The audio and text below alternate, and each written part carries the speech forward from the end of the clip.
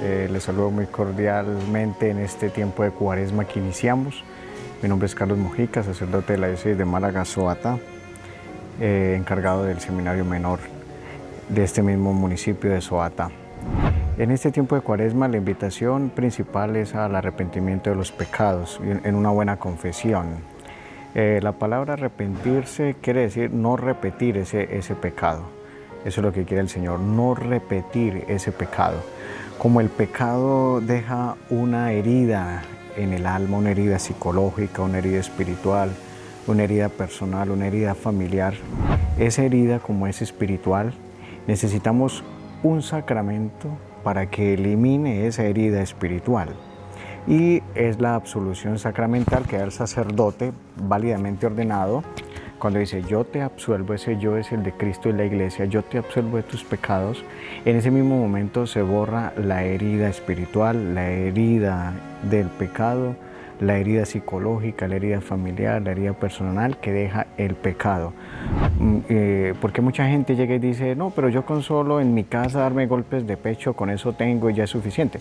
Eso no lo enseñó Cristo ni lo enseña la Iglesia en ninguna parte. La Iglesia enseña, como Cristo nos deja este sacramento, en Juan 20, 22 y 23, a quienes les perdonan a quienes les, o sea, es un complemento directo, a quienes les perdonan los pecados, les quedan perdonados, a quienes se los retengan, les quedan retenidos.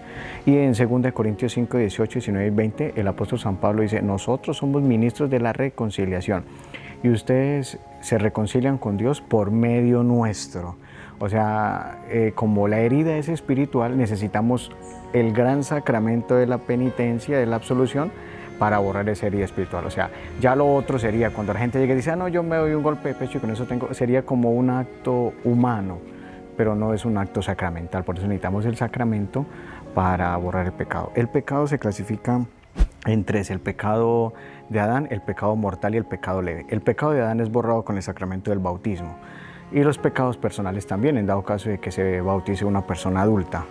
Pero los pecados cometidos después del bautismo, encontramos la clasificación dice el apóstol San Juan.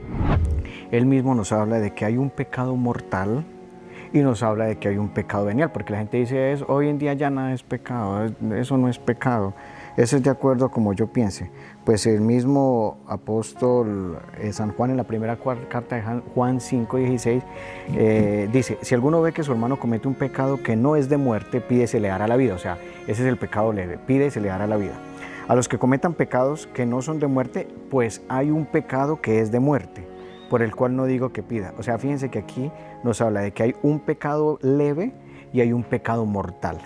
La lista de pecados mortales la encontramos nosotros en la carta a los Gálatas, en el capítulo 5, en el verso 19, siguiente. Dice, ahora bien, las obras de la carne son conocidas: fornicación, impureza, libertinaje, idolatría, hechicería, odios, discordias, celos, iras, rencillas, divisiones, disensiones, envidias, embriagueces, orgías y cosas semejantes, sobre las cuales os prevengo, como ya os previne, que quienes hacen tales cosas no heredarán el reino de Dios. O sea, ese es el pecado mortal. Todo esto que hemos dicho, nuevamente lo voy a decir: fornicaciones, impureza, libertinajes, idolatría, hechicería, odios, discordias, celos, iras, rencillas, divisiones, disensiones, embriagueces, las borracheras, orgías y cosas semejantes. O sea, esos son los pecados mortales.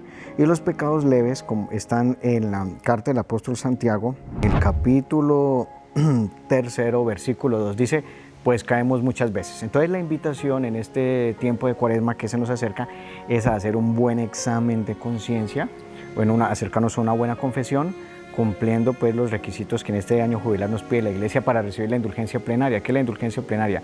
La remisión de la pena temporal causada por el pecado. ¿Cuál es la pena temporal causada por el pecado? Son la herida que queda por ese pecado o el daño causado por ese pecado.